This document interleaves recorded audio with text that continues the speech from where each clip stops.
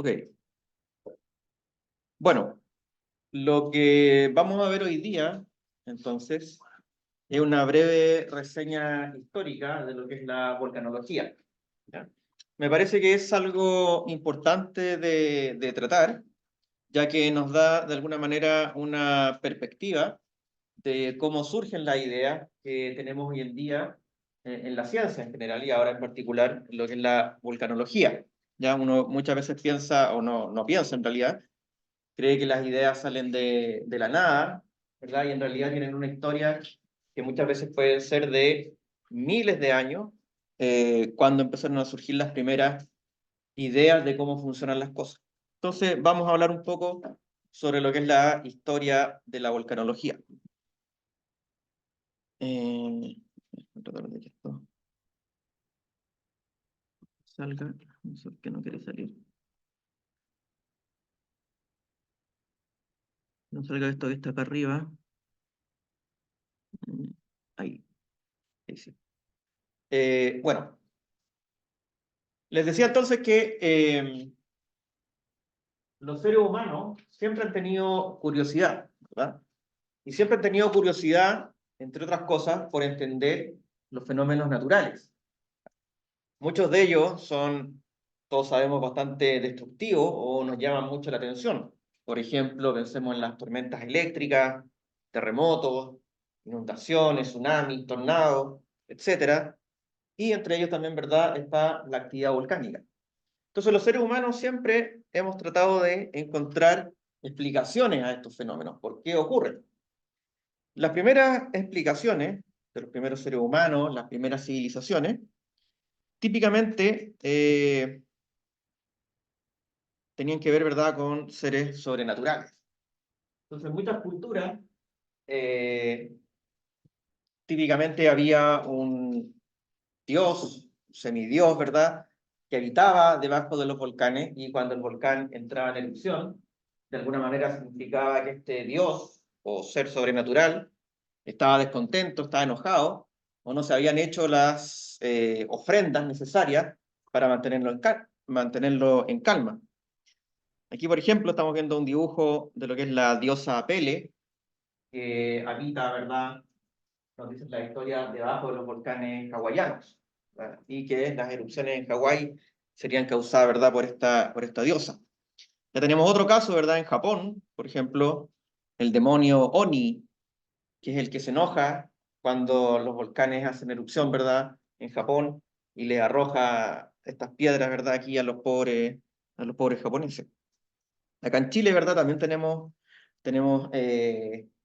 cosas parecidas en algunas culturas, por ejemplo, los mapuches, o sea, los pillanes, eh, habitan, ¿verdad?, debajo de los volcanes, y también son los responsables de la actividad de estos volcanes. Vamos a ver también después algo sobre eso.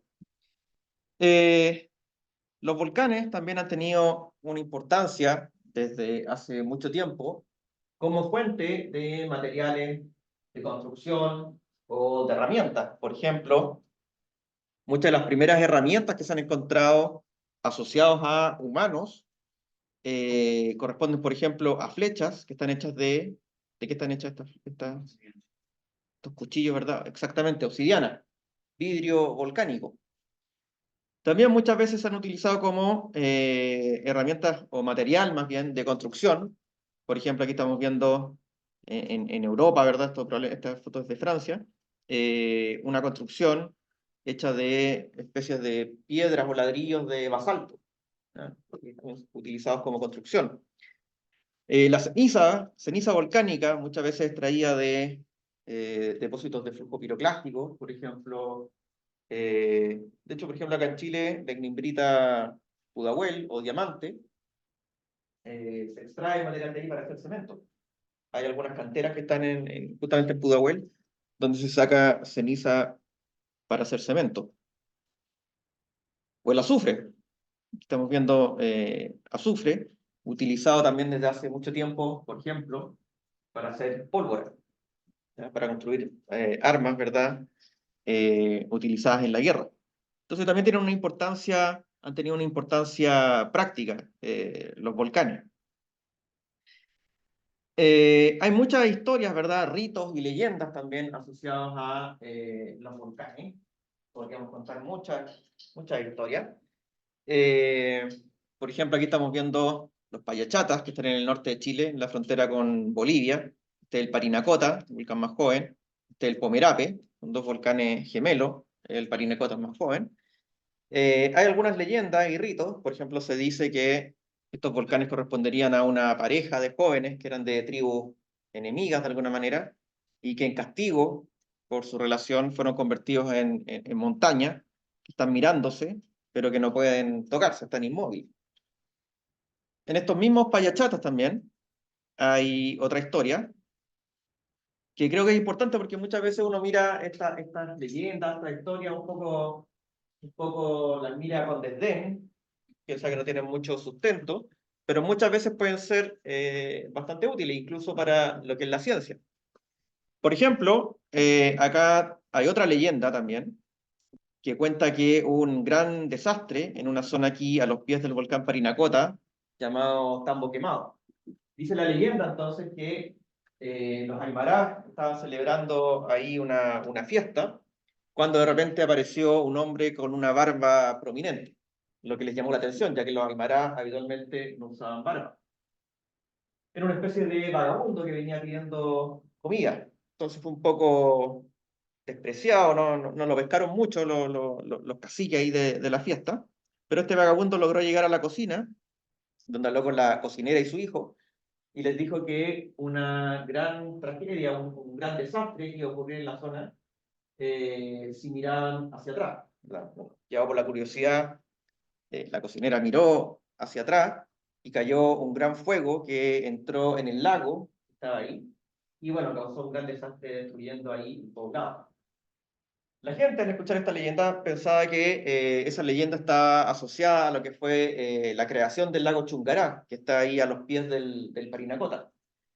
Sin embargo, el Chungará se generó hace aproximadamente 8.000 años, cuando ocurrió una avalancha en el volcán Parinacota, mucho antes de que llegaran los Aymara. Los Aymara llegaron hace 1.500 años a la zona. También la leyenda tiene claras influencias bíblicas. Ya la historia de la esposa de Lot en Sodoma y Gomorra, que miraba hacia atrás y se convertía en piedra. Claramente la historia está inspirada en eso, entonces tiene una clara influencia, digamos, de la religión católica. Por lo tanto, tiene que haber sido después de la llegada de los españoles y de los primeros misioneros que estaban en la zona. Si uno ahora ve, por ejemplo, el mapa geológico del Parinacota, y ve también, por ejemplo, ahí estamos viendo estas son las edades de las últimas erupciones o algunas erupciones que han sido datadas aquí por carbono 14. Vemos, por ejemplo, aquí que la última o la erupción más reciente, datada en carbono 14, en troncos carbonizados en un flujo piroclástico, tiene menos de 200 años antes del presente, ¿ya? Y que está justamente en el flanco sur del volcán, en el sector de Tambo Quemado, y podría ser el origen, esta erupción, por este flujo piroclástico, de la leyenda existente. ¿Ya? Entonces muchas veces se pueden relacionar evidencias, datos científicos con estas leyendas. Estas leyendas no tienen, o sea, tienen un asidero, no vienen de la nada. ¿Ya? Podrían estar basadas en erupciones que efectivamente ocurrieron. Muchas veces los volcanes, ¿verdad? Y sus erupciones han tenido influencia en los hechos históricos. Por ejemplo, acá estamos viendo otro volcán famoso en Latinoamérica. Este está en México, el Popocatépetl, probablemente el volcán más conocido de México, justamente a los pies de lo que actualmente es la Ciudad de México. Si ustedes recuerdan sus clases de historia del colegio, espero que todos las recuerden, ¿verdad? ¿Quién fue el que conquistó México? No, se fue en Perú. Fue Hernán Cortés, ¿ya? Que llegaba con muy pocos hombres, ¿ya? Muy pocas armas, muy pocos caballos, y de hecho conquistó a los aztecas, que era un pueblo de más de 7 millones, muy guerreros, sabían combatir. Eh, y se piensa que, bueno, el Popocatépetl, unos años antes de la llegada de los españoles, había tenido algunas erupciones, y se piensa que eso de alguna manera fue interpretado por los aztecas como una señal de los dioses y de alguna manera habría disminuido sus ganas de pelear o su belicosidad, y que habría contribuido también a que ofreciera menos resistencia. También tuvo otra importancia, porque como les decía, los españoles venían con muy pocos hombres, muy pocas armas, entonces se le acabó la pólvora, y tenían que hacer más pólvora. Como les decía anteriormente, los volcanes son una fuente de azufre, que es uno de los componentes con los que se hace la pólvora. Así que enviaron a un grupo expedicionario al cráter del Popocatépetl. El Popo es un volcán que tiene más de 5.000 metros de altura sobre el nivel del mar, así que era una hazaña bastante importante, sobre todo para la época, estamos hablando de los años 1500 y tanto, subir hasta la cima del Popocatépetl, liderados por este personaje, Diego de Ordaz, y ahí eligieron ahí con el que sacaba el palito más corto, más largo, ¿verdad? Quién era el elegido, lo amarraron con una cuerda a la cintura y lo bajaron ahí por el cráter, por las paredes del cráter, para que pudiera sacar azufre y así poder hacer la pólvora, ¿verdad? Y continuar con el esfuerzo bélico en la conquista de México. Acá en Chile también tenemos algunos eventos que han sido importantes. Por ejemplo, acá estamos viendo el volcán Yaima. Yaima es uno de los volcanes más grandes del sur de Chile y uno de los más activos también del país y de Sudamérica. En el año 1640 ocurrió una de las erupciones más fuertes registradas en el volcán en tiempos históricos. Nuevamente, si ustedes recuerdan sus clases de historia, ahora sus clases de historia de Chile, a fines de los 1500-1598 ocurrió la gran rebelión mapuche, que empezó a avanzar y destruir una serie de poblados o puestos de avanzada españoles, y que de hecho amenazó con llegar casi a Santiago. Los españoles estaban bastante asustados. Comenzó entonces esa rebelión y todo el sur de Chile fue abandonado por los españoles. En 1641 se realizó el Parlamento de Quilín, que fue una especie de tregua o tratado de paz entre los mapuches y los españoles. Y se piensa también que la erupción del año anterior, de 1640, habría sido de alguna manera interpretado por los mapuches como una señal sobrenatural, ¿verdad? Que los llevara también hacia empezar las tentativas de paz con los españoles, ¿ya? Esta erupción fue documentada también por el padre jesuita Alonso de Ovalle, que describió así la erupción. Dice: y fue así que en la tierra y jurisdicción del cacique de Aliante reventó un volcán y comenzó a arder con tanta fuerza que arrojaba de dentro peñascos y grandes montes encendidos con tan formidable estruendo que el espanto y pavor, afirman, mal parieron todas las mujeres que en todo aquel contorno había preñadas. Despedazó cerros, tronchó árboles y vomitando ceniza y piedra y azufre, terrapleno las lagunas, detuvo los ríos y rebalsando inundaron la tierra hasta que rompieron por varias partes, corriendo sus aguas calientes de las piedras y ceniza y espesas como legia. Cociéronse los peces y ardían los riscos como si fueran leña seca. Bueno, así se escribía en la época, no es que esté con faltas de ortografía, cerros o mujeres, ¿ya? Bueno, pero aquí claramente está describiendo lares, por ejemplo, ¿tá? Los lares que se fueron por el derretimiento de los hielos y las nieves, ¿verdad? Y que arrasan con todo lo que encuentran a su paso, y muchas veces son de alta temperatura, calientan las aguas, mueren los peces. Está bastante bien descrito acá lo que pasó durante esta erupción de 1640, que fue una de las más grandes, como les digo, del Jaime. Volviendo entonces un poco a nuestra historia universal, las primeras explicaciones, al menos en el mundo occidental, corresponden a los filósofos griegos y romanos. Las primeras explicaciones fueron dadas entonces por los griegos. Los griegos tenían de alguna manera una visión, una cosmovisión del mundo, en que todas las cosas estaban hechas básicamente de 4 elementos. 4 elementos son el fuego, la tierra, el aire y el agua. Y todas las cosas son combinaciones de ellos. Por ejemplo, dicen que la madera es una combinación de tierra y de fuego. Entonces, cuando se prende fuego, bueno, sale el fuego y queda la tierra, la ceniza, ¿ya? Esa era la teoría de los griegos. Entonces decían que, de alguna manera, La Tierra estaba también organizada o estructurada de manera concéntrica de acuerdo a la densidad. Entonces, como el fuego, el aire, es lo más liviano, estaría en el centro de la Tierra. Y que después la Tierra y el agua, que son más pesadas, estarían en las capas más externas de la Tierra. Y que la actividad volcánica sería generada por los vientos, el movimiento de este aire en el interior de la Tierra. Y que este viento, al pasar por conductos más estrechos, generaba fricción y fundía la roca, y eso generaba la actividad volcánica. De hecho, Aristóteles, por ejemplo, comparaba los vientos del interior de la Tierra con los vientos al interior de los seres humanos. Ya cuando uno tiene movimiento, se le mueve la guata, decía que ocurría lo mismo con la actividad volcánica y los terremotos. Empedocles fue uno de estos filósofos también que sostenía esta idea, y fue también uno de los primeros volcanólogos. Él vivió a los pies del monte Etna, en la isla de Sicilia, actualmente, en Italia. E hizo muchas observaciones ahí de las erupciones del Etna, un volcán muy activo, hermano, digo, de Europa, que está casi en permanente actividad. Dicen sus seguidores que al final parece que se volvió loco y que se arrojó al cráter del Etna para probar de alguna manera su conexión con la naturaleza, ¿no? Anaxágoras y Aristóteles fueron algunos de los filósofos que plantean esta idea de los elementos y los vientos.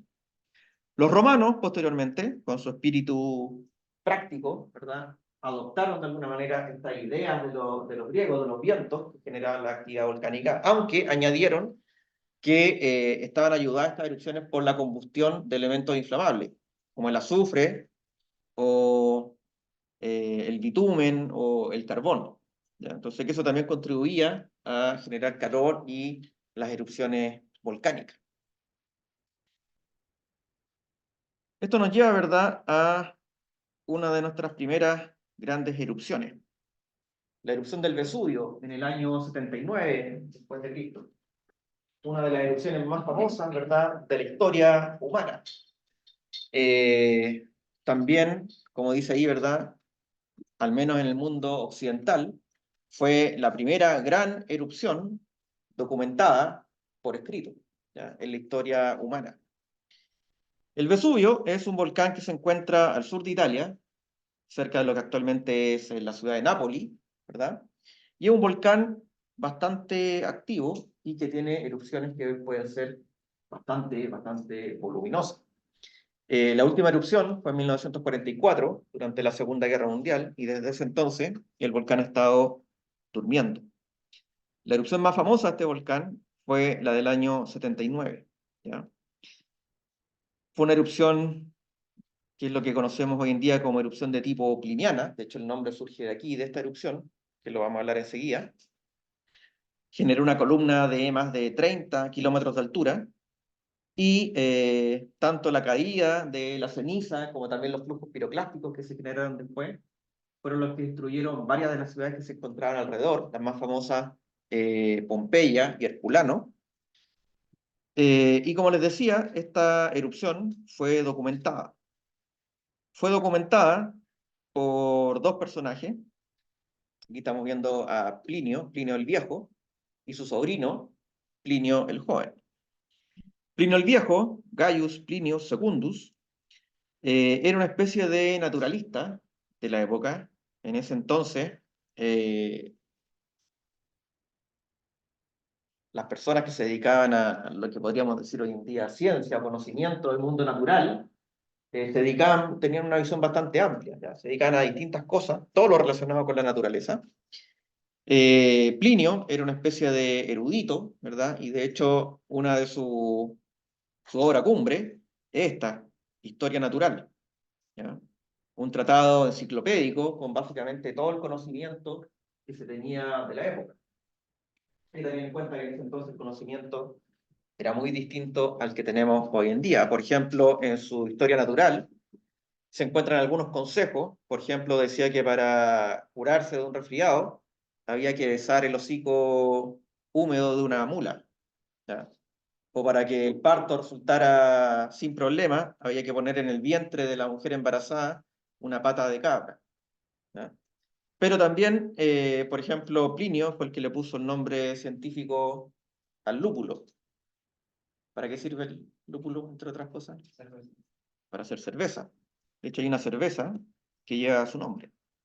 Plinio el Viejo. Ahí está. Bueno, al momento de que comenzó la erupción en el Vesubio, Plinio se encontraba con su hermana y con su sobrino, Plinio el Joven, cuando el volcán Vesubio, como estamos viendo aquí en esta representación artística, comenzó su erupción. Plinio el Viejo, siendo una persona extremadamente curiosa, ¿verdad? Inmediatamente le llamó la atención este fenómeno que se estaba generando a la distancia e inmediatamente quiso ir a ver qué es lo que sucedía. Tomó su barco, él tenía una flota también, era un militar, era muy respetado en el mundo romano. Él se encontraba aquí, en Miceno, y partió entonces para dirigirse a el poblado de Stabiae, aquí que estaba mucho más cerca del Vesubio. El Vesubio está acá. Ahí está Herculano, Pompeya estaba por acá. Cuando llegó a Stabiae, bueno, aquí la gente estaba en pánico, estaba cayendo toda la ceniza de la erupción. Plinio ahí entonces intenta ayudar a la gente a que se subiera a su barco para poder rescatarlo. Y fue durante esa operación, en la noche, la erupción duró de un día para otro, duró 48 horas aproximadamente, Plinio el Viejo murió acá. Se pensaba inicialmente que habría muerto por la inhalación de gases tóxicos de la erupción, pero eso es poco probable. ¿Ya? Es poco probable porque los gases volcánicos son tóxicos en general cuando uno se encuentra muy, muy cerca del volcán. Aquí estamos a un par de decenas de kilómetros más o menos. Así que es poco probable que hayan llegado gases hasta este lugar. Lo más probable es que haya muerto de un ataque cardíaco por el estrés de la situación. Eh, y la edad ya que tenía Plinio, ya era un hombre mayor. Bueno, la cosa es que, como les decía, Plinio era un personaje muy importante, influyente en la sociedad romana. Entonces, cuando se entera de su muerte en Roma, ¿verdad? Uno de los historiadores más famosos de la época, Tácito, le pide a su sobrino, a Plinio el Joven, que le describa cómo había muerto su tío. Entonces ahí Plinio el Joven le escribe dos cartas, le escribe una primera carta donde le dice cómo murió y ahí describe la erupción. Entonces describe que eh, se habría generado una especie de columna muy alta con forma de pino, dice. Bueno, en Italia los pinos son distintos a los pinos de acá. Este es un pino en Italia. Entonces, describió ahí la columna, que alcanzó una altura muy, muy grande durante el desarrollo de la erupción, con forma de pino. Y entonces ahí, Tácito, muy interesado, le pide que le dé más detalles de lo que ocurrió durante la erupción, entonces ahí le escribe una segunda carta. Entonces esas dos cartas representan, como les decía, el primer registro histórico de una erupción mayor en la historia, al menos occidental.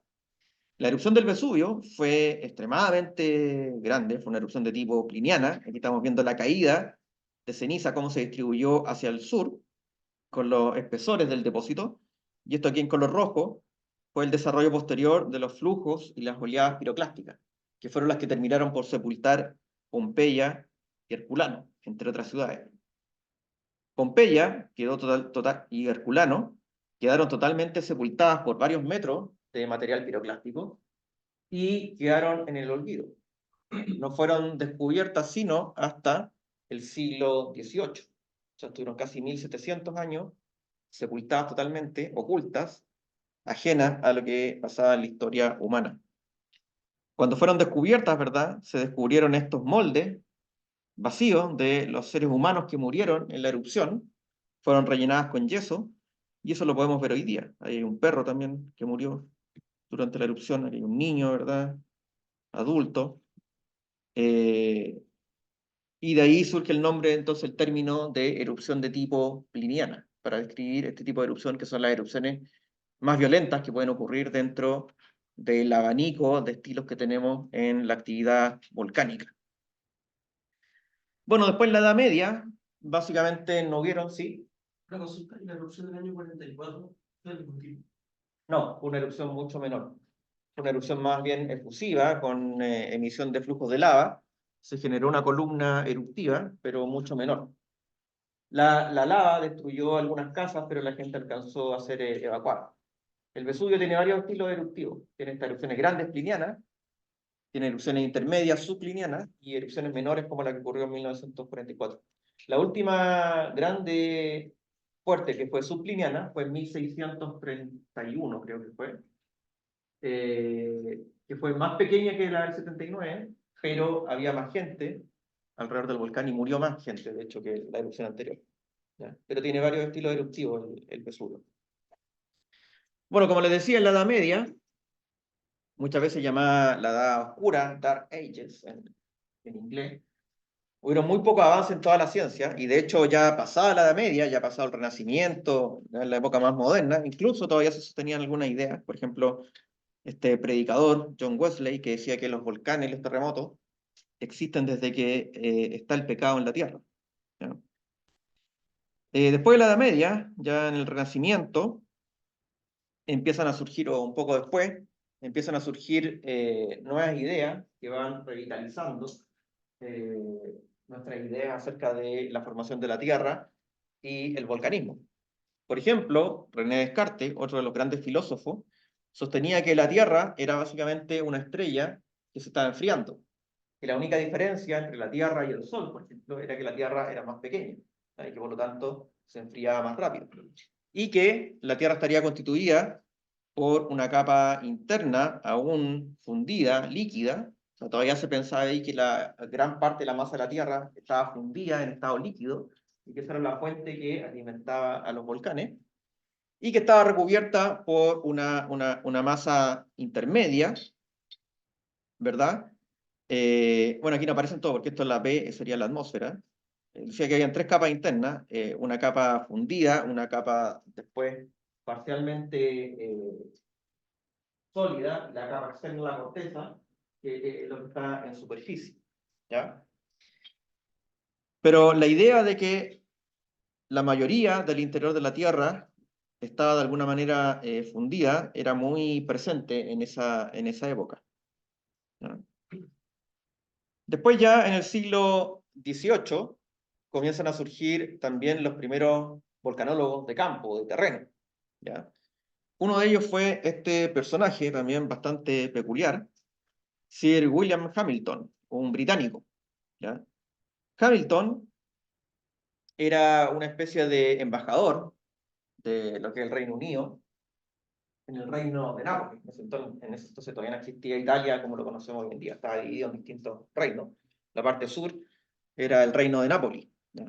Entonces, Sir William Hamilton era el embajador del Reino Unido en Nápoles. Y justamente en esta época era un periodo en que el Vesubio se encontraba bastante activo, ¿ya? Bueno, Hamilton fue famoso por varios motivos.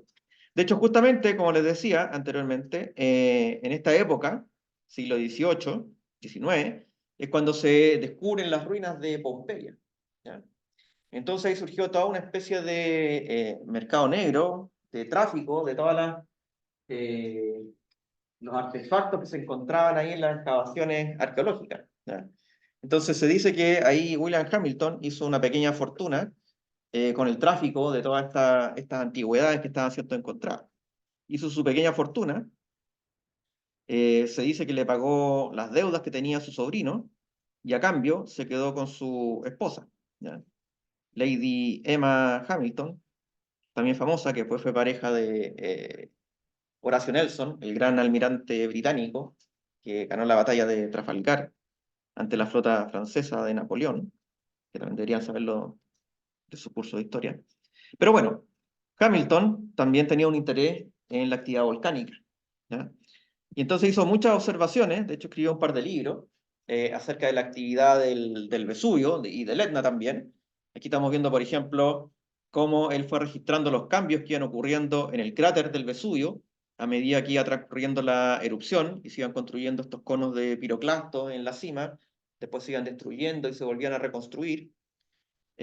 Sus libros están ilustrados con estos dibujos, pinturas muy bonitos. Fíjense ahí cómo va avanzando la lava aquí durante la erupción. También William Hamilton se dio cuenta de manera correcta que los diques que habían en el borde de la caldera del Vesubio eran los conductos alimentadores de las erupciones, ¿ya? Entonces hizo muchas observaciones bastante valiosas sobre las erupciones y también observaciones geológicas que efectivamente eran correctas. En la época también surgió una de las disputas más enconadas en la historia de la geología. Y eso tenía que ver con lo que era el origen de los basaltos columnares, que se encuentran en varias partes. Bueno, acá en Chile estamos llenos de basaltos columnares. En Europa también hay muchos. Y se discutía acerca de cuál era el origen de estos basaltos columnares. Surgieron dos escuelas, ¿verdad? Los plutonistas y los neptunistas. Los neptunistas decían que los basaltos columnares se formaban por la precipitación de minerales de un mar antiguo, ¿ya? Básicamente el agua precipitaba los elementos y cristalizaban, ¿no? Que eran cristales por la forma muy ordenada que tenían estas columnas. Entonces, que era básicamente por cristalización de un mar antiguo muy grande. Bueno, en realidad había muchas teorías, algunas bastante bizarras, podríamos decir. Algunos planteaban que eran antiguos bosques de bambú que estaban petrificados, ¿no? Entre otras teorías. Bueno, y los plutonistas decían lo contrario, que era básicamente por el enfriamiento de un magma. Ya se estaban haciendo algunos experimentos en que se había demostrado que un magma al enfriarse también podía cristalizar, ¿ya? De que muchos de estos basaltos también eran muy cristalinos. Pero no era solamente una disputa sobre el origen de los basaltos columnares, ¿ya? Era mucho más profunda. Tenía que ver con la historia y formación de la Tierra también. El principal, podríamos decir, personaje defensor de la teoría neptunista era este caballero que está acá, Abraham Werner, ¿ya? Este era un personaje también que se las traía. Tenía muy buena labia, era muy bueno para hablar. Su cátedra en Alemania era muy famosa, venía gente de toda Europa para poder escucharlo. Era muy intenso, ¿ya? Pero él nunca viajó mucho, ¿ya? Nunca hizo muchas observaciones de terreno. Él planteaba entonces que en la Tierra había sido creada, ¿verdad? Básicamente por Dios, digamos, en un espacio de tiempo muy breve, y que el orden que tenía la Tierra era igual en todos lados. Entonces él decía que las rocas más antiguas eran las rocas plutónicas, que se encontraban en las partes más profundas. Arriba de las rocas plutónicas estaban las rocas metamórficas, afectadas, ¿verdad?, por el calor del plutonismo. Sobre las rocas metamórficas estaban las rocas sedimentarias, las jóvenes, producto de la erosión y transporte de las rocas más antiguas. Y arriba teníamos la capa de sedimentos más reciente. Y él sostenía que los volcanes eran solamente una manifestación muy poco importante digamos, en la historia de la Tierra, solamente reciente, ¿ya? Y generada todavía por esta teoría de los vientos o la combustión interna de azufre u otros elementos que estaban cerca de la superficie, pero que no tenían demasiada importancia. Esta teoría de los neptunistas empezó a ser descartada justamente por observaciones de terreno, ¿ya? Estas observaciones, o dos de los geólogos que hicieron las observaciones más importantes, fueron geólogos franceses, ¿ya? Guettard y Desmarest. En Francia también hay volcanes. No sé si ustedes saben, aquí en la provincia de la Auvernia francesa, donde está Clermont-Ferrand, aquí hay una serie de volcanes que han tenido erupciones en el Holoceno, o sea, son volcanes activos, ¿ya? Y fue aquí donde Guettard y Desmarest hicieron observaciones que fueron clave, ¿ya? Jean-Étienne Guettard, bueno, en realidad no era un geólogo de formación, digamos, formal, ¿ya? Era más bien un médico que se encontraba de paseo, de vacaciones con un amigo, cuando pasó por esta zona. Entonces, Guettard había estado anteriormente en Italia, así que conocía cómo eran las zonas volcánicas activas, estaba en el Vesubio, y le llamó la atención que vio que muchas construcciones, de hecho la catedral, por ejemplo, de Clermont-Ferrand está hecha de basalto, estaban hechas justamente de esta roca volcánica. ¿ya? Entonces le llamó la atención, pensando que los únicos volcanes activos ahí en Europa cercanos eran los que estaban en Italia. Tendría que haber tomado mucho esfuerzo y tiempo haber transportado todo ese material volcánico desde Italia hasta Francia. Entonces le pidió a la gente local que les dijera de dónde sacaban la roca. Se lo llevaron a algunas canteras, como las que estamos viendo ahí en la fotografía, y ya eso le pareció bastante raro, porque eso claramente eran estratos de roca volcánica y de roca volcánica bastante reciente.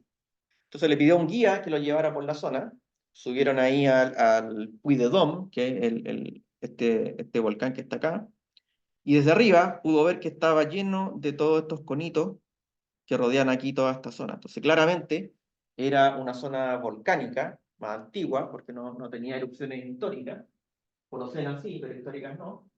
Entonces, eso lo demostró de alguna manera que el volcanismo no era un fenómeno solamente reciente en la historia de la Tierra, sino que también había ocurrido en el pasado. Curiosamente, sí, Jonathan Guettar no se dio cuenta o no hizo la asociación de que los basaltos columnares tenían un origen volcánico. Él seguía pensando que eran por precipitación de mares antiguos. Hizo aquí un mapa, estamos viendo un poco de la zona, pero fue Nicolas Desmarets, otro geólogo, que sí hizo la conexión. Desmarest era un geólogo muy trabajólico, él trabajaba en terreno de la madrugada hasta que se acababa la luz solar, ¿verdad? Trabajaba todo el día en el terreno, muy, muy fuerte, ¿verdad? Con pocos medios, eh, trabajaba mucho. Entonces él hizo un mapeo extraordinariamente detallado aquí de la zona. Y cuando vio estos basaltos columnares que estaban en la zona, los empezó a mapear de manera muy, muy detallada y los empezó a seguir, estas unidades de roca, hasta su origen. Y ahí se dio cuenta que al seguir estos basaltos columnares a su origen, estaban asociados a conos piroclásticos, o sea, tenían un origen volcánico. Aquí estamos viendo, por ejemplo, uno de sus mapas que hizo de la zona. Todos estos círculos que se ven acá son conos piroclásticos, y aquí estamos viendo algunos de los flujos de lava que él pudo mapear y que estaban asociados justamente a estos conos volcánicos. Entonces ahí quedó demostrado, de alguna manera, el origen volcánico que tenían estos basaltos columnares, ¿ya? Destruyendo entonces de alguna manera la teoría neptunista. Bueno, el golpe de gracia a la teoría neptunista, no solamente los basaltos, sino que todo sobre el origen de la Tierra, quedó aplastado, ¿verdad?, por uno de los padres de la geología moderna, James Hutton, un escocés, ¿verdad? Que hizo también mucho trabajo de terreno. Aquí estamos viendo algunos dibujos, no hechos por él, estos fueron hechos posteriores para sus libros. Y al hacer observaciones de terreno, él se dio cuenta, por ejemplo, que muchas veces habían intrusiones de granito en rocas metamórficas o en rocas sedimentarias. Al ver que estaban instruyendo, él se dio cuenta que eran más jóvenes. Por lo tanto, no podía ser cierto la teoría de Werner de que las rocas plutónicas eran las más antiguas en toda la Tierra. No, al contrario, habían cosas que eran mucho más jóvenes, plutónicas, y que estaban instruyendo a rocas sedimentarias. Por lo tanto, tenía que haber una fuente de calor en el interior de la Tierra que generara la fusión de roca y que generara entonces estas intrusiones que estaban aquí apareciendo entre otros tipos de rocas. No tanto relacionado con la volcanología, pero la geología sí siguió avanzando mucho durante esta época. Aquí ya estamos hablando siglo XIX, también comienzo de la revolución industrial. Entonces en Inglaterra, como estaba comenzando toda la revolución industrial, había que hacer muchos canales, ¿ya?, para poder transportar los distintos materiales que se utilizaban en la industria. Para hacer canales hay que tener también una idea de el tipo de roca que había en el subsuelo. Entonces, también se hizo ahí mucho trabajo geológico. William Smith no era un geólogo de formación, era un ingeniero, pero que trabajaba como en la construcción de estos canales que se estaban haciendo en Inglaterra. Entonces, él tomó mucho interés en la geología y él fue uno de los padres de, por ejemplo, el principio de la sucesión faunística, ¿verdad?, que básicamente nos dice que las distintas especies animales y vegetales vivieron en un periodo determinado de tiempo. Por lo tanto, si yo encuentro el mismo tipo de fósil en rocas que están en distintas partes, esas rocas tienen la misma edad, porque ese fósil vivió en la misma época. Entonces los fósiles se podían utilizar como eh, una forma de correlacionar los distintos tipos de rocas. Entonces fue así como él prácticamente solo, ya que él no pertenecía tampoco a la alta sociedad en Inglaterra, entonces no lo pescaban mucho, muchas veces fue despreciado, le trataron de robar su mapa, terminó en la cárcel también un tiempo por deuda, su esposa se suicidó, fue una vida muy terrible, pero él construyó prácticamente solo el primer mapa geológico de toda Inglaterra. Ya aquí se ven las capas, fíjense dibujadas, y cómo están con esa forma. Y de hecho el mapa actual de Inglaterra es básicamente basado en el mapa que hizo William Smith allá por 1815, que fue cuando lo publicó. Ya, hagamos el primer descanso. Ahí. Bueno.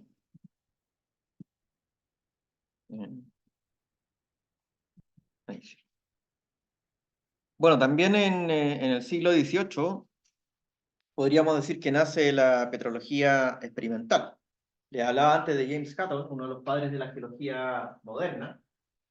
Bueno, una de las cosas sí que él no tenía razón es que él sostenía que en la geología no había cabida para los experimentos, ya que la escala de tiempo de los procesos geológicos, también la escala de tamaño, de espacio, era muy grande como para poder hacer experimentos. Bueno, a pesar de esas dificultades, sí se pueden hacer experimentos, que nos pueden ser útiles para entender distintos procesos, y eso lo demostró, por ejemplo, James Hall. Fíjense que estamos hablando aquí siglo XVIII, siglo XIX, ¿ya? O sea, más de 200 años. Sin embargo, esta fotografía aquí me parece bastante extraordinaria, porque esto dibuja aquí una de las máquinas que él utilizaba para hacer experimentos. Esta era una especie de horno, ¿ya? Donde él metía las muestras de roca para poder fundirlas, para aumentar la temperatura. Y aquí estamos viendo aquí un sistema de poleas y de palancas para añadir peso, es decir, para aumentar la presión. O sea, para poder controlar temperatura, el horno, presión, peso, ¿ya? Entonces, él haciendo experimentos con distintas temperaturas, distintas presiones, obviamente limitadas, no con el rango y la precisión que tenemos hoy en día, pero él se dio cuenta que dependiendo de el grado de enfriamiento, por ejemplo, la textura de las rocas resultantes era distinta. Si se enfriaba lentamente, podía cristalizar mucho mejor, formar cristales más grandes. En cambio, si el enfriamiento era rápido, la cristalización no era tan, digamos, perfecta y los cristales eran más pequeños, ¿ya? Entonces, también para explicar de alguna manera las texturas de las distintas rocas volcánicas y que efectivamente a partir del enfriamiento de un magma se puede o puede ocurrir el proceso de cristalización. Bueno, él no solamente hizo experimentos petrológicos, también hizo experimentos, podríamos decir, de geología estructural, con arenas, con capas, ¿verdad? Que las apretaba y las deformaba para formar pliegues. Muy interesante este James Hall. Volviendo acá a Chile, bueno, en Chile también, años 1700, 1800, empiezan a aparecer también los primeros mapas de lo que es el territorio nacional. Y en estos mapas, ¿verdad? También, por ejemplo, en algunos de ellos están descritos los principales volcanes que están aquí en la zona. Fíjense que aquí, por ejemplo, en este mapa de 1777, eh, del Valle Central principalmente, aquí aparecen los cerros, los principales cumbres que hay en la cordillera, y algunas de estas cumbres están aquí con un fuego en la parte superior, digamos, marcando cuáles son los volcanes que han tenido erupciones, al menos en esa época. Los principales, las principales descripciones de erupciones o de los volcanes que habían en la zona estaban hechos por muchas veces congregaciones religiosas, como los jesuitas, por ejemplo, o por naturalistas extranjeros. Recordemos, por ejemplo, el abate Molina, Claudio Gay, Ignacio Domeyko, que hicieron muchas de las descripciones de algunas de las erupciones. Por ejemplo, Aquí estamos viendo un par de dibujos de la erupción del volcán Antuco frente a Los Ángeles en 1845, un croquis hecho por Ignacio Domeyko, rector de la Universidad de Chile. También muy importante, no solamente para Chile, sino que principalmente para lo que es la ciencia moderna, fue el viaje de Charles Darwin, ¿verdad?, alrededor del mundo, en el Beagle. Durante este viaje alrededor del mundo, bueno, Darwin pasó por Chile, tuvo bastantes meses. De hecho, el viaje entero duró, fueron como 5 años, creo. Y acá en Chile hizo muchas observaciones geológicas.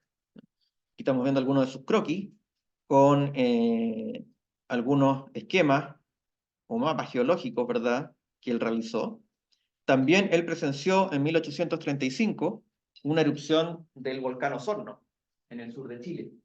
De hecho, esa erupción, la de 1835, fue la última mayor de ese volcán. Después, en 1869, hay una descripción de una erupción menor, pero la de 1835 fue bastante importante, ¿ya?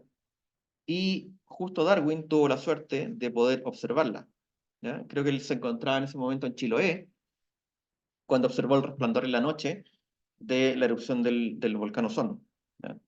Darwin, que es más conocido por su teoría de la evolución, ¿verdad?, de las especies, tenía una formación no formal, básicamente a través de la lectura de libros de los principios de geología de Charles Lyell. Tenía conocimientos de geología. ¿Ya? Hay algunos de los perfiles que hizo también aquí en la cordillera entre Chile y Argentina. Y de hecho, si él no hubiera sabido de geología, probablemente nunca hubiera llegado tampoco a su teoría de la evolución.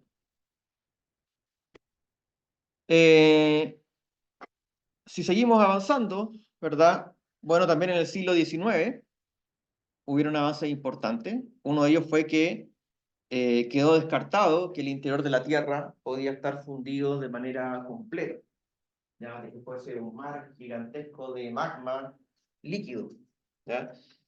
La evidencia principal fue aportada por William Hopkins, que haciendo mediciones, ¿verdad?, de el eje de rotación de la Tierra, las mareas que ejercen la Luna y el Sol, y el momento de inercia, determinó que el interior de la Tierra no podía estar fundido de manera completa, ¿ya? Una de las razones por ejemplo, son las mareas lunares y solares.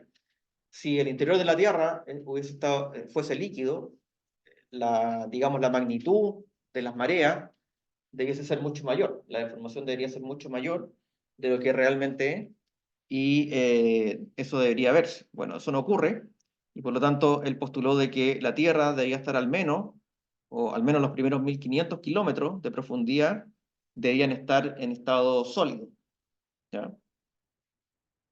Lo que plantea un gran problema, porque bueno, si la Tierra está mayormente en estado sólido, bueno, entonces, ¿de dónde viene el material líquido que genera las erupciones volcánicas?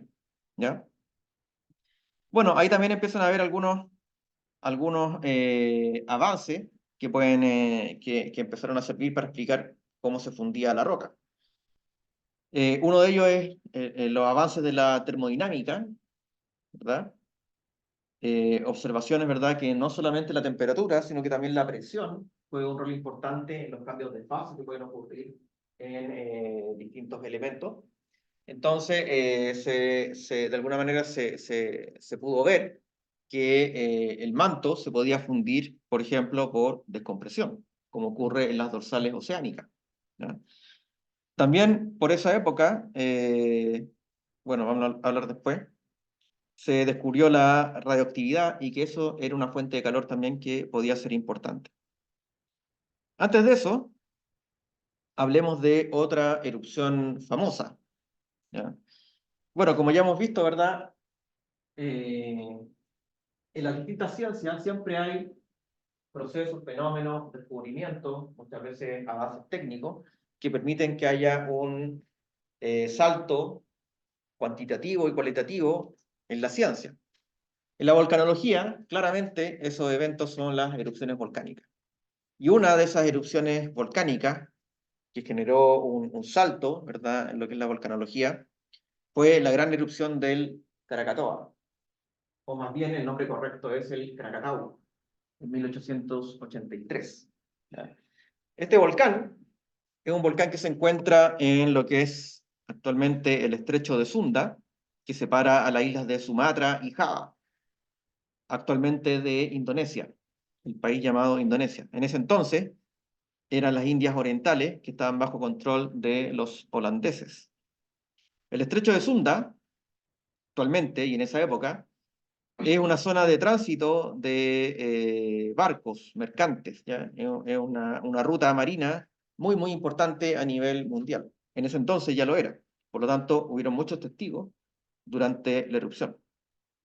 El Krakatau, en esa época, era una isla, más o menos con la forma que estamos viendo acá, y que estaba compuesto por tres conos principales, lo que era el Rakata, el Peruhuatán, y el otro era el... Se me olvidó cuál era el tercero. Bueno, pero eran tres conos principales. La erupción comenzó allá por mayo más o menos de 1883. Este es un croquis que se hizo en la época durante las primeras etapas de la erupción. La erupción siguió así, con algunas explosiones relativamente violentas por Danán, era el tercer cono, Danán, Perbuguatán y Rakata. Permaneció así por varios meses. La intensidad de las explosiones, de las erupciones en la altura de la columna que ocurriendo, iba cada vez aumentando, iba con un crescendo, hasta que llegó finalmente al clímax, que fue en agosto, creo que fue el 20 de agosto de 1883, cuando ocurrió una de las mayores erupciones ocurridas en tiempos históricos. Fue una erupción tan grande, tan grande, también de tipo pliniana, como la del Vesubio, pero fue más grande aún. La del Vesubio emitió aproximadamente 4 kilómetros cúbicos de magma, esta emitió 20 kilómetros cúbicos. Una de las grandes erupciones históricas en la Tierra. La erupción fue tan grande que se piensa que aquí fue emitido el mayor sonido en la historia de la humanidad. La explosión fue tan audible que se escuchó a más de 5.000 kilómetros de distancia. En la isla, por ejemplo, Diego García, un puesto español, los españoles pensaban ahí que lo estaban bombardeando, que eran cañones de un barco enemigo, y en realidad era la explosión del volcán, a más de 5.000 kilómetros de distancia. Se generó una columna eruptiva también de más de 40 kilómetros de altura, flujos piroclásticos que avanzaron aquí por el estrecho de Sunda, llegando a las costas de Java y Sumatra, matando gente, a toda la gente que vivía aquí en los poblados. También los flujos piroclásticos generaron un tsunami que también arrasó con las costas de Java y Sumatra, pero que se propagó también por todo el Océano Índico. ¿Ya? Se estima que murieron más de 36.000 personas durante la erupción, principalmente por los tsunamis generados y los flujos piroclásticos de la erupción. Y la isla, como se conocía hasta ese entonces acá, desapareció, ¿ya? Colapsó, se formó una caldera, ¿ya? Una caldera submarina. Aquí estamos viendo el alcance aquí de los tsunamis, cómo se propagaron por alrededor de todo el volcán. Como les decía, la Java y Sumatra en ese entonces eran parte de las Indias Orientales de los holandeses.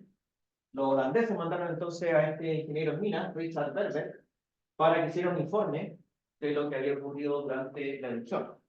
Bueno, Richard Verbeek se dedicó a tiempo completo, con alma y corazón, al estudio aquí de lo que había pasado, e hizo muchas observaciones muy interesantes. Por ejemplo, se pensaba que la gran erupción, ¿verdad? Y lo que colapsó todo fue la explosión por los aires de esta isla volcánica, ¿ya? Pero él se dio cuenta de que eso no era así, porque al estudiar el material volcánico, se dio cuenta que no eran, por aquí tenía una foto, aquí, al estudiar al microscopio y en detalle el material emitido, se dio cuenta que no era trozos de la isla, sino que era material magmático, como diríamos hoy en día, ¿ya? También se dio cuenta eh, que la formación de la caldera fue más bien por el hundimiento, o sea, el material que colapsó no explotó por los aires, sino que se hundió, simplemente, ¿ya?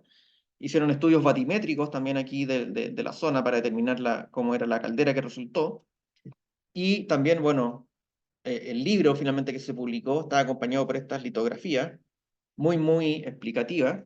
Ahí se ve cómo el Rakata, de la parte norte, creo que era de la isla, quedó ahí partido por la mitad por el colapso del volcán. ¿Ya? Ahí también se ve el efecto del tsunami, hasta donde llegó la ola, ¿verdad? Ahí se ven las líneas de vegetación.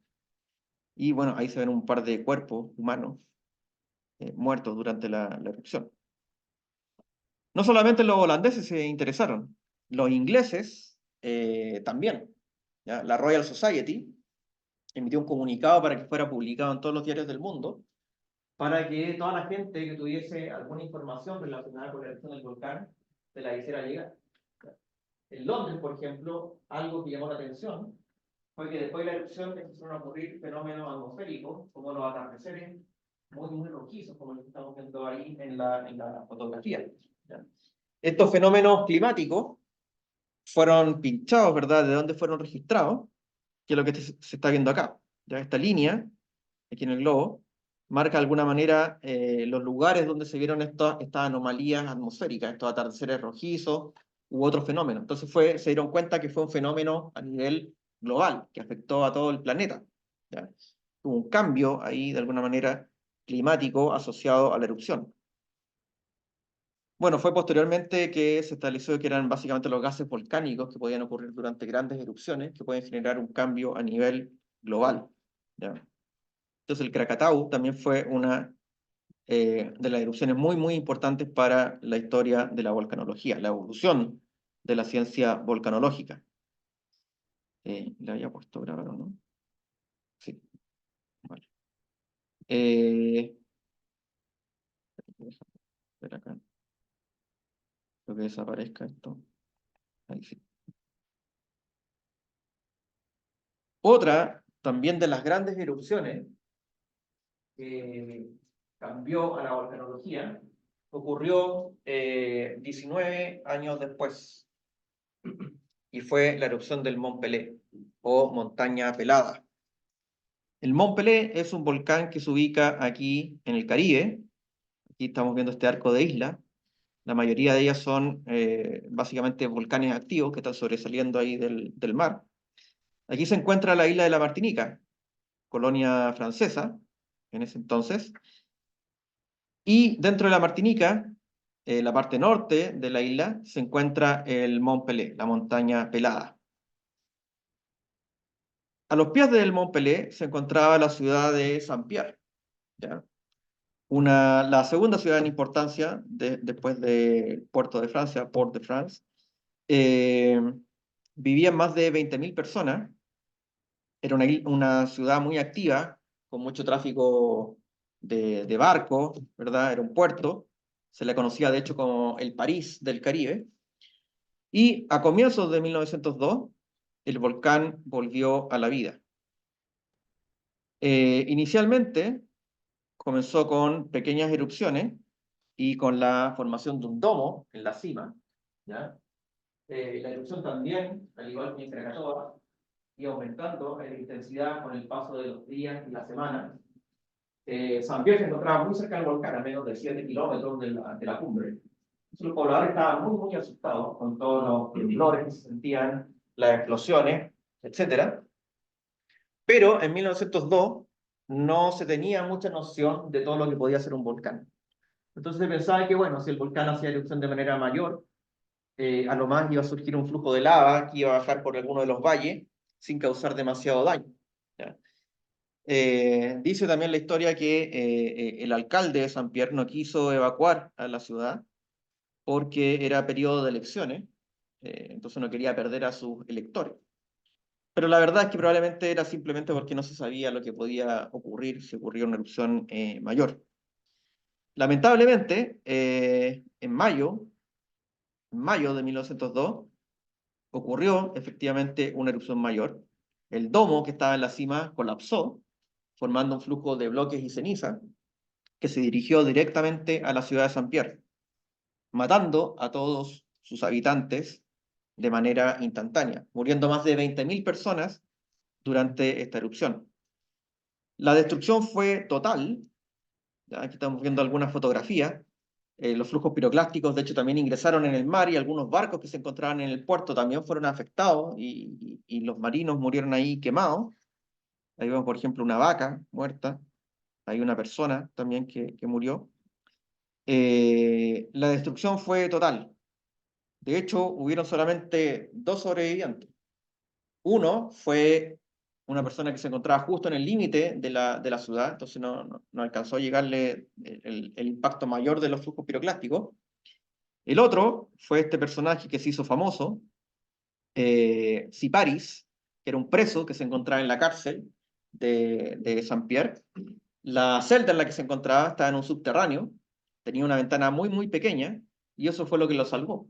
¿Ya? El concreto de las paredes y la ventana muy pequeña le permitió de alguna manera salvarse del impacto principal de los flujos piroclásticos. De todas formas, quedó con quemaduras por todo su cuerpo, ¿ya? Pero logró sobrevivir. Lo rescataron a los días después cuando lo encontraron y fue el único sobreviviente de la ciudad. Todo el resto pereció.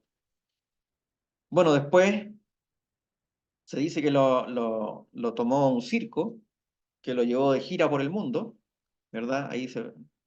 El show más grande en la Tierra, ¿verdad? Y lo mostraron ahí como el único sobreviviente de este infierno, que fue la erupción. Bueno, eso fue la erupción. La erupción causó un impacto a nivel mundial. Apareció en los diarios de todo el mundo, esta tragedia, más de 20.000 personas que murieron de forma instantánea.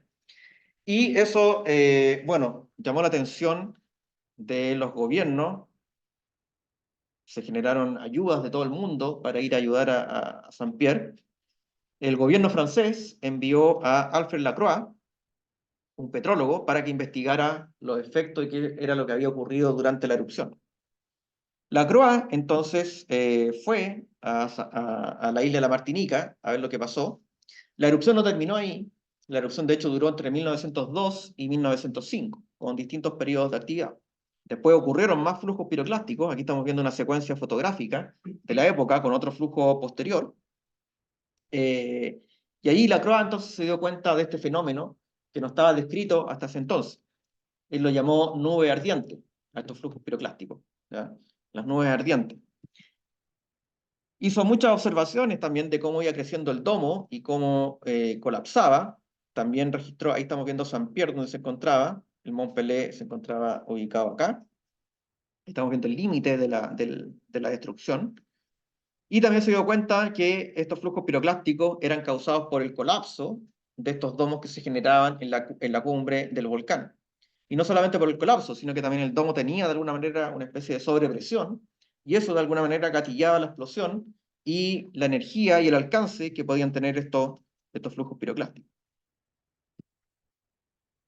Otro personaje que también se vio influido por esta erupción fue Frank Perry.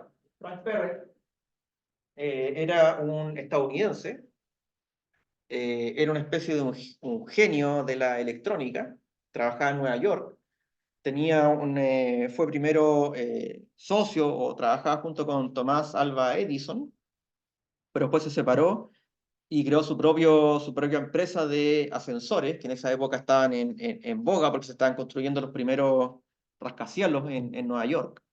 Entonces hizo de alguna manera una pequeña fortuna. Por motivos que no se conocen muy bien, él sufrió una especie de colapso nervioso, ¿ya? Y de hecho tuvo que ser internado, y parecía que iba a terminar sus días de esa manera. Sin embargo, él leyó en los periódicos la tragedia que había ocurrido en Saint-Pierre, en la Martinica, y eso de alguna manera despertó su interés, su curiosidad, y le llevó de alguna manera a tratar de entender qué es lo que había pasado. Entonces, inmediatamente, su vida cambió en 180 grados. Decidió, a partir de ese momento, dedicarse toda su vida, todo su esfuerzo, a estudiar los volcanes. Y con su conocimiento que él tenía de la electrónica, él creó muchos aparatos. Ahí estamos viendo una especie de geófono ahí para escuchar como las vibraciones de la Tierra. Él no tenía ninguna formación geológica ni nada, ¿ya? Era solamente su interés y sus ganas de entender qué era lo que estaba pasando. Y fue entonces también a ver lo que pasaba con el Mont Pelé. A partir de ese entonces, Como les decía, él dedicó toda su vida a la observación de volcanes. Él pensaba que la mejor manera de entender los volcanes era justamente observarlos durante sus erupciones.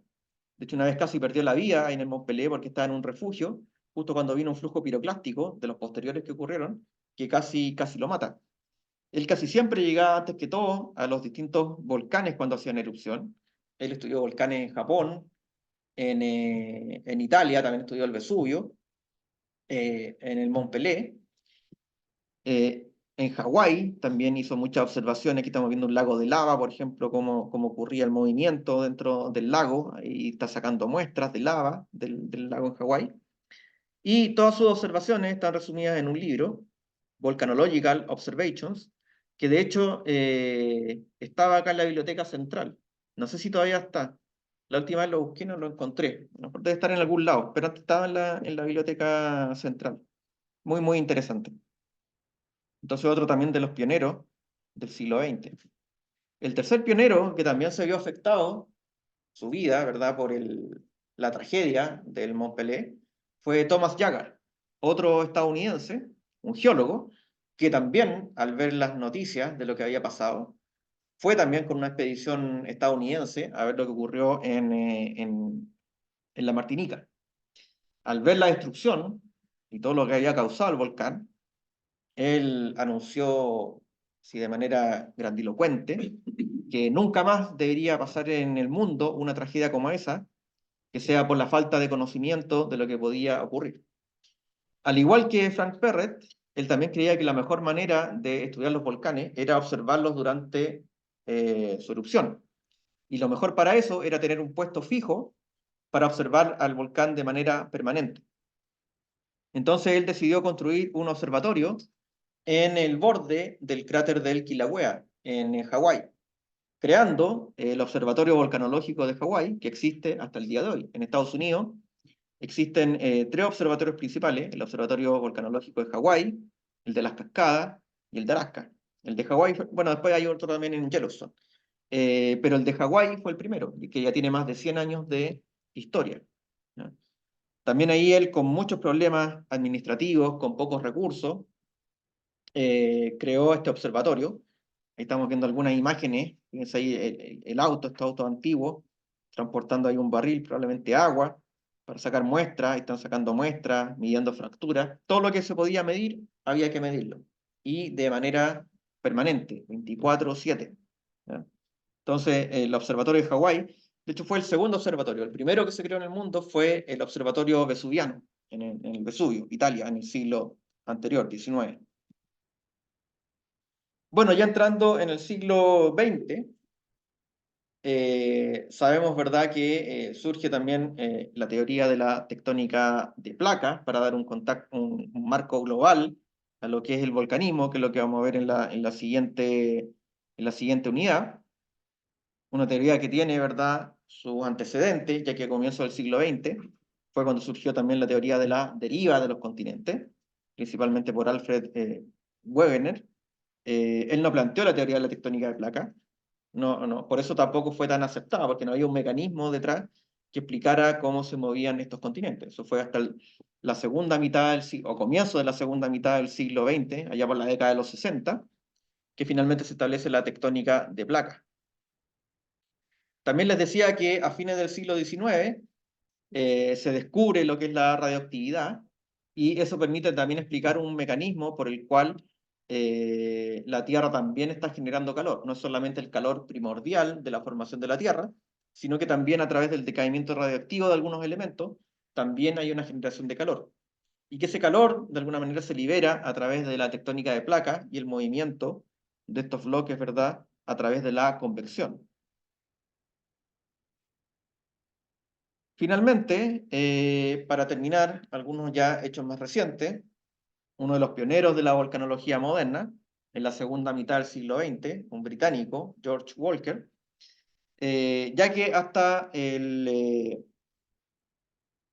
la primera mitad del siglo XX, la volcanología era básicamente una ciencia más bien descriptiva, una ciencia muy, muy joven, que estaba de alguna manera subordinada a la petrología u otras ramas de la geología. A partir de ya de la segunda mitad del siglo XX, La volcanología se convierte ya en una ciencia más explicativa, que utiliza distintas ramas de la ciencia para explicar de una manera física los procesos volcánicos que ocurren, ¿ya? Y George Walker fue uno de los pioneros. Él trabajó primero haciendo geología de campo en Islandia, y al observar la erupción del de la isla, la creación de una nueva isla, la isla de Surtsey, en 1967, él cambia su foco de investigación hacia el volcanismo activo. Estamos viendo la erupción del Surtsey. Él hizo contribuciones en básicamente todos los tipos de procesos volcánicos, en el estudio de lavas, de depósitos piroclásticos. Él planteó varias cosas interesantes, por ejemplo, que los flujos de lava, el largo de los flujos de lava, están controlados principalmente por la tasa de fusión, más que la viscosidad, como se pensaba hasta ese entonces. Trabajó también mucho en el estudio detallado de depósitos piroclásticos, ¿ya? Hizo algunos esquemas de clasificación de los distintos tipos de erupción de manera cuantitativa en base a las características de los depósitos, y también estudió mucho el volcanismo explosivo, definiendo las distintas unidades de los flujos piroclásticos, por ejemplo. Ya en tiempos más recientes, otras erupciones que han tenido mucha importancia y que las vamos a estudiar a lo largo de todo el curso, fueron las erupciones del Santa Elena, en Estados Unidos, en 1980, y la del Pinatubo, que les contaba anteriormente, en 1991. Santa Elena, una erupción muy importante, probablemente la erupción más estudiada científicamente de la historia hasta la época, ¿ya? Este fue un volcán que es un volcán que hasta 1980, su última erupción había sido en 1858, me parece. Habían pasado más de 100 años antes de la última erupción, y a comienzos de ese año comenzó a deformarse, muchos sismos, mucha deformación, empezaron después algunas explosiones, hasta que finalmente, el 18 de mayo de ese año, por un sismo de 5.2 que ocurrió a las 8:30 de la mañana, genera la desestabilización final del volcán, y el volcán colapsa en lo que es la remoción en masa más grande de la historia humana, afortunadamente captada aquí en esta serie de fotografías, ¿verdad? Que el volcán colapsó completamente. Y bueno, eso también generó un avance en la ciencia volcanológica. La erupción del Pinatubo en 1991 también fue muy estudiada, ya de manera cuantitativa, con estudios satélite, causó un cambio climático a nivel global. De hecho, el Pinatubo en 1991, de alguna manera, cambió por un par de años la tendencia global al calentamiento. Ya en los años siguientes, el 92, el 93, la temperatura global de la Tierra bajó en aproximadamente medio grado. Después ya siguió la tendencia nuevamente hacia el alza, pero hubo un cambio importante debido a la emisión del azufre durante esa erupción, ¿ya? Entonces, Pinatubo y Santa Elena, científicamente, dos de las erupciones más observadas, analizadas y estudiadas en la historia de la volcanología.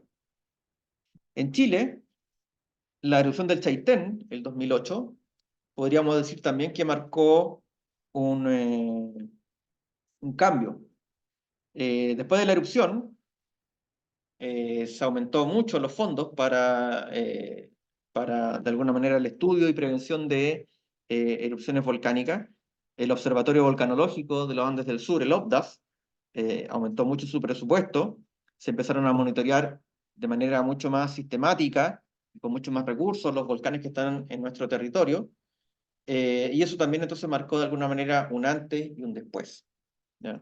La erupción del Chaitén, que básicamente destruyó por un lado, inundó casi toda la ciudad, que tuvo que ser evacuada, después fue repoblada, pero fue también una erupción muy importante para lo que representa nuestra historia volcanológica local, podríamos decir. Y con eso entonces terminamos esta clase sobre la historia de la volcanología. Voy a pasar la lista, déjenme detener la clase.